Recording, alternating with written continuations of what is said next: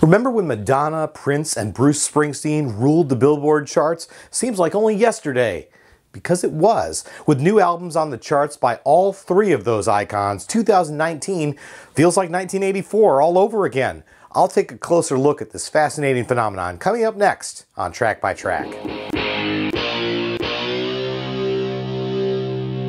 Hey everybody, my name's Kyle and this is Track by Track, music reviews, news, and commentary. Thanks for tuning in today, and if this is your first time here, please take a second to click subscribe so that you won't miss future reviews and more. Something remarkable is happening on the Billboard album chart right now. In their debut week of release, Madonna's Madam X and Bruce Springsteen's Western Stars captured the #1 and #2 slots respectively. A week later, Prince hit number 15 on the album chart with the posthumous release of Originals.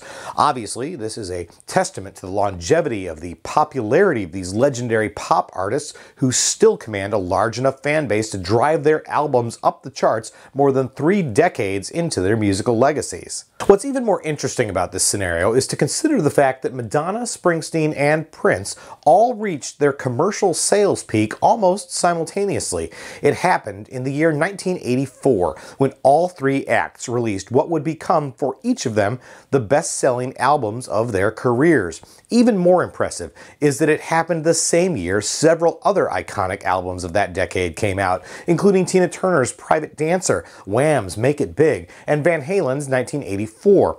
And as brightly as all of those albums shined that year, they were still in the shadow of the juggernaut that was Michael Jackson's Thriller. Although that album was released in November of 1983, it still held the top spot on the album chart nearly 4 months into 1984. Of the three acts still seeing chart success in 2019, it was Bruce Springsteen that was first out of the gate in 1984. The Boss released his 7th studio album, Born in the USA, on June 4th that year. Although this would end up becoming his biggest selling album ever, it was his second to hit #1 on the Billboard charts. Previously, Springsteen topped the chart with his 1980 double album, The River. He's gone on to score a total of 9 #1 albums in his career so far. Ironically, Western Stars breaks his 4-album streak of #1 debuts dating back to Magic in 2007. In 2019, Bruce has to settle for second place as Madonna's new album, released on the same day, captured the #1 slot. Now, to a certain extent, that evens the score between these two music superstars. With Madonna's Madam X hitting #1, she's now tied with Bruce Springsteen with the same number of chart-topping studio albums. But if you add live albums and greatest hits albums into the mix, Bruce Springsteen once again takes the lead. His 1995 greatest hits album hit #1 on the Billboard album chart, while Madonna's Immaculate Collection peaked at #2 in 1990. Ultimately, though, in the greatest hits showdown, Madonna gets the last laugh.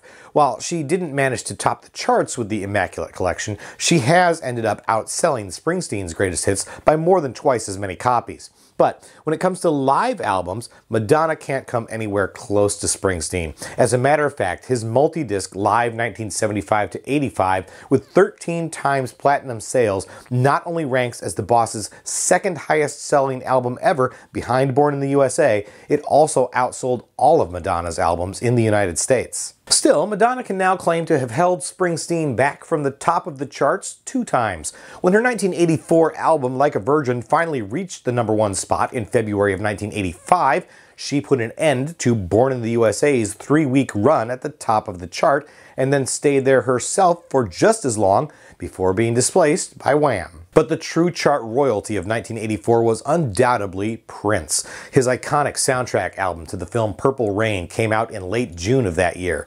After knocking Born in the USA out of the top spot on the albums chart the first week of August, Prince remained at #1 for the rest of the year and ultimately ended up with the best-selling album of 1984. Purple Rain notched another 2 weeks at #1 in January of 1985 before Bruce Springsteen reclaimed the spot, followed by Madonna 3 weeks later. Of course, Prince is nothing if not prolific, releasing an average of 1 album every year. So when Around the World in a Day came out in 1985 as his follow-up to Purple Rain, Prince scored his second #1 studio album within that same single calendar year. That's a rare feat indeed. But While Prince's studio output easily dwarfed that of both Springsteen and Madonna, he still lags behind his peers when it comes to chart-topping albums. After Purple Rain and Around the World in a Day, Prince topped the album chart just 3 more times, with the Batman soundtrack in 1989, The Very Best of Prince in 2001, and 3121 in 2006. Of course, Prince, Madonna, and Bruce Springsteen aren't the only acts that hit big in the 80s that are still putting out music in 2019. Earlier this year, we saw the release of My Songs by Sting. The former Police frontman actually made his solo debut in 1985 with Dream of the Blue Turtles, an album that peaked at number 2 on the album chart that year.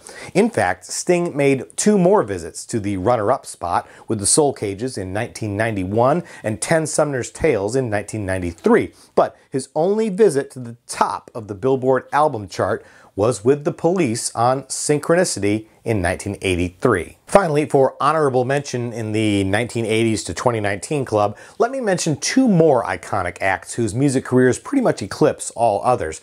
Paul McCartney released his new album Egypt Station in 2018, and then this year released an expanded edition of that same album.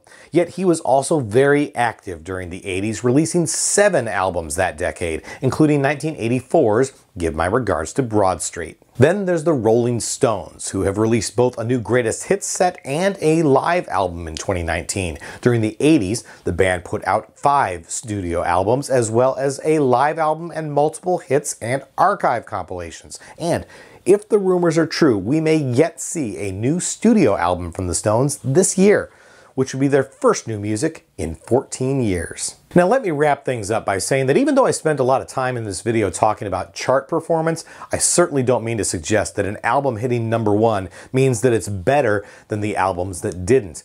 As great as albums like Purple Rain, Born in the USA, and Like a Virgin may be, they're not necessarily my favorite releases by those artists.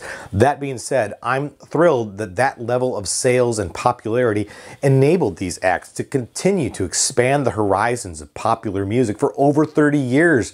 It's refreshing to see them back with new albums in 2019, and it's reassuring to see that their fans are still here to embrace them. I'm not sure that we'll ever see another year of music like we saw in 1984, but I couldn't be more happy to have the icons of that iconic year still putting out new music in 2019. Once again, my name's Kyle, and this has been Track by Track. If you like this video, be sure to give it a thumbs up, plus check out some of these other videos below that I think you might also enjoy. And of course, be sure to click subscribe, because true music fans always want new releases the day they come out. Thanks for watching, and I'll see you next time.